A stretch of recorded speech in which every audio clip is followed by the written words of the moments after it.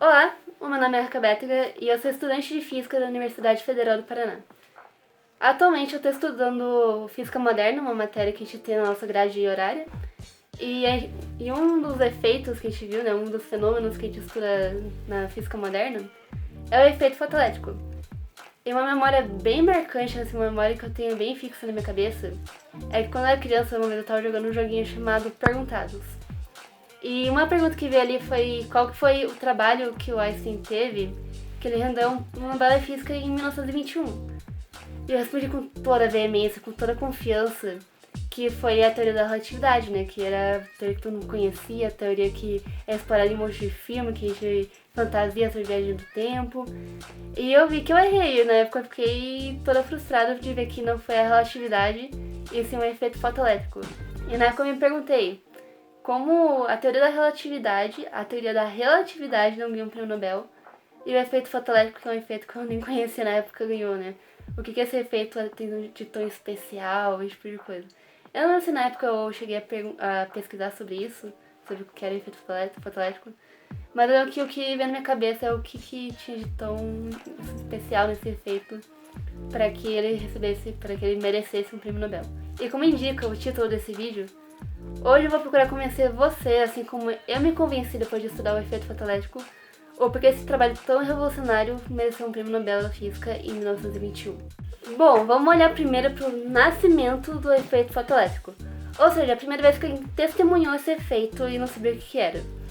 Isso ocorreu lá em 1886 com um cientista chamado Heinrich Hertz. Eu não sei falar muito bem o primeiro nome dele, mas é o Hertz, o famoso Hertz do Hertz, de tudo que a gente vê na física de Hertz. O Hertz, nesse ano, estava fazendo um experimento com o intuito de provar a existência de ondas eletromagnéticas. E para isso ele pegou 2 eletrodos e ele começou a fazer descargas elétricas, E uma coisa que ele percebeu que ele não sabia explicar, uma coisa muito estranha que ele começou a observar, é que às vezes quando batia a luz no cátodo, por exemplo a luz do sol na janela que batia no cátodo, ele via que saíam faíscas, saíam descargas elétricas muito mais intensas. E ele não soube explicar o porquê isso acontecia, ele só observou. E ele compartilhou isso, Ele falou, gente, tem uma faísca aqui que eu não sei explicar o porquê que aconteceu. E hoje a gente sabe que isso é devido ao efeito fotoelétrico, logo eu vou explicar o porquê isso. E por causa desse primeiro testemunho do Hertz, a gente também chama o efeito fotoelétrico de efeito Hertz, às vezes, é bem menos comum do que efeito fotoelétrico, mas em homenagem a ele, a gente também chama o efeito fotoelétrico de efeito Hertz. Bom, continuando, 2 anos depois que aconteceu isso com o Hertz, que ele viu essas faíscas e ele sabia explicar o que eram, o Thomson, que é outro cientista muito famoso que descobriu o elétron, ele constatou que aquelas descargas que o Hertz estava fazendo eram de fato elétrons. E depois dessa constatação do Thomson, de que estava sendo tirado essas descargas que estavam tendo no experimento do Hertz eram elétrons, o problema dessas faíscas, que ninguém sabia o que eram, elas decorreram por 18 anos. E o pessoal estava ficando maluco, a gente não estava conseguindo explicar o porquê que acontecia. Porque, classicamente falando, na física normal, a física não quântica, quanto mais intensa a luz, mais elétrons a gente devia tirar de uma placa metálica, por exemplo. Só que a gente não observava isso, a gente colocava uma luz, às vezes, que era muito forte, uma luz muito forte, não acontecia nada. Mas às vezes a gente colocava só uma luzinha e um raiozinho de sol e isso, a gente observava já uma faísca.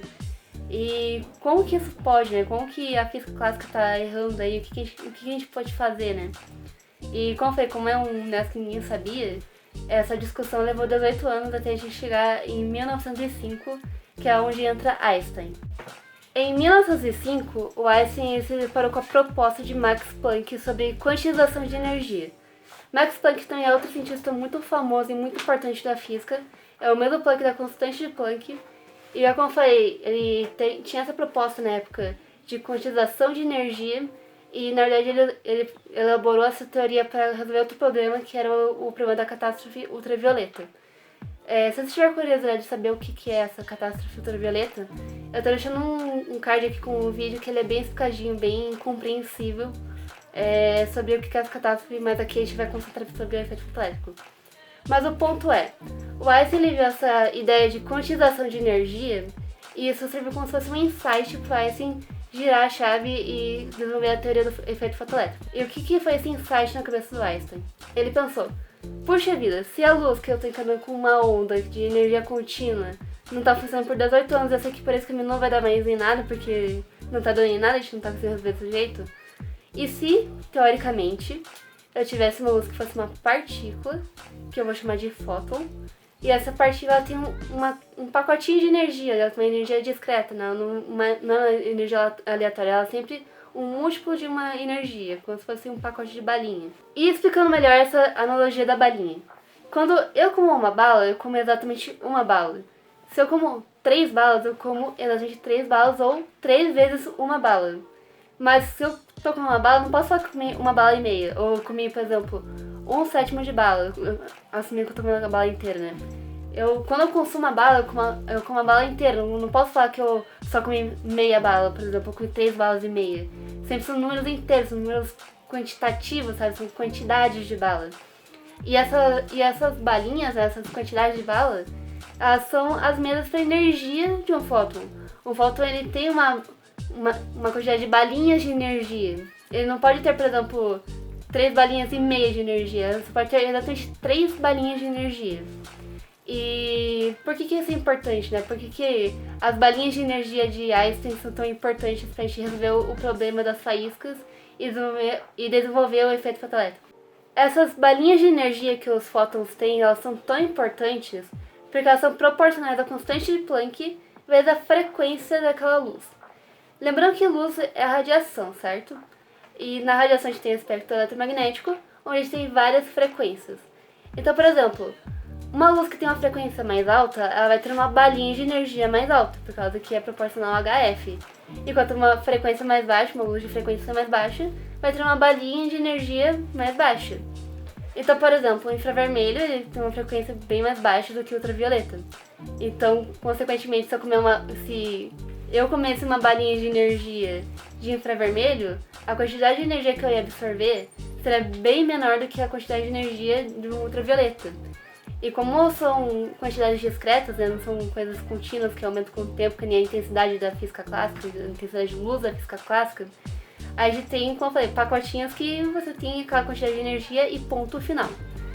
E agora levando isso para o nosso primeiro problema lá, que é descobrir o que são aquelas faíscas e o que está provocando aquelas faíscas.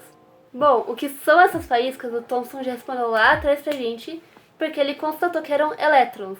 Ou seja, aquelas faíscas, aquelas descargas, realmente são descargas elétricas de elétrons, são elétrons que estão saindo dali.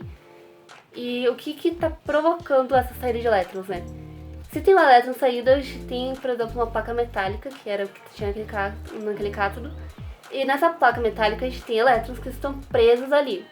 E esses elétrons presos, e mais especificamente presos na superfície daquela placa metálica, eles têm uma energia de ligação, que é a energia que faz com que esses elétrons fiquem grudadinhos nessa placa elétrica, que fiquem ali fixados nessa placa elétrica.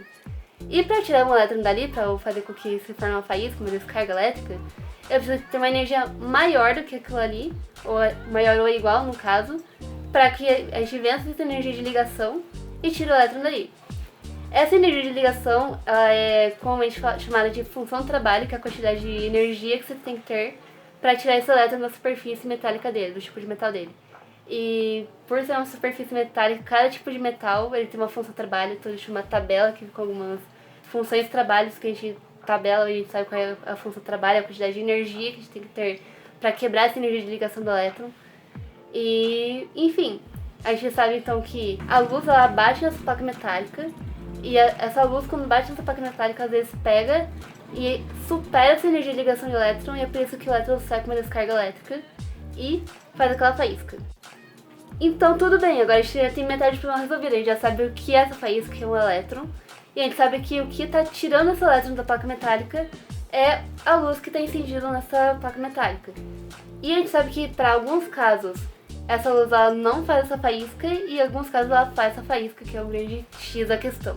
Mas o grande ponto é que esse X da questão ele foi resolvido com as balinhas de energia que o Einstein falou lá dos fótons. Porque agora que eu tenho balinhas de energia, eu tenho um fóton, uma partícula de luz que tem essa balinha de energia dentro dela, uma partícula de luz que tem exatamente uma balinha de energia, agora eu tenho só uma energia para a luz. Eu não posso, por exemplo, começar a crescer a energia daquele fóton, ele tem aquela energia e pronto.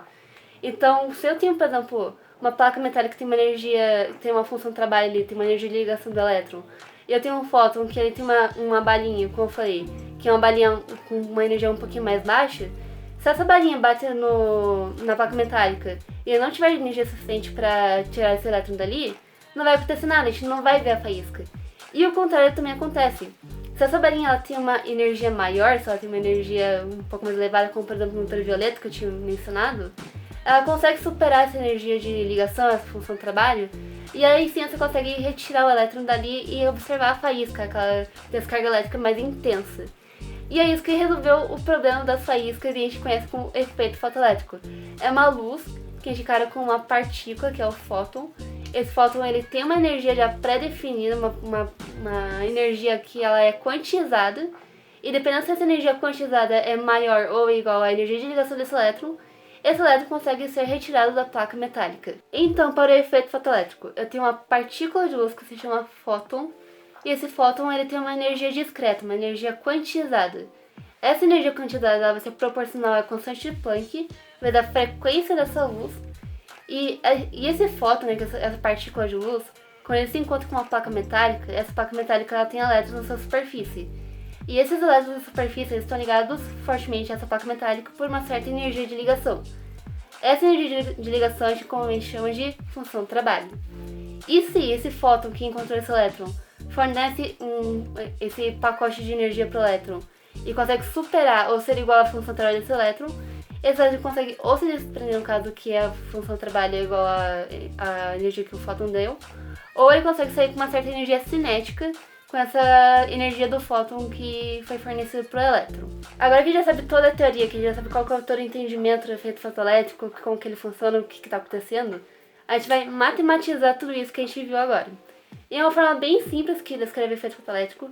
É basicamente a energia que esse fóton cede, que é igual a HF, que a gente viu, menos a função de trabalho desse elétron, e a função de trabalho, vamos lembrar, é a energia de ligação que a placa metálica tem com esse elétron, que deixa esse elétron grudado ali.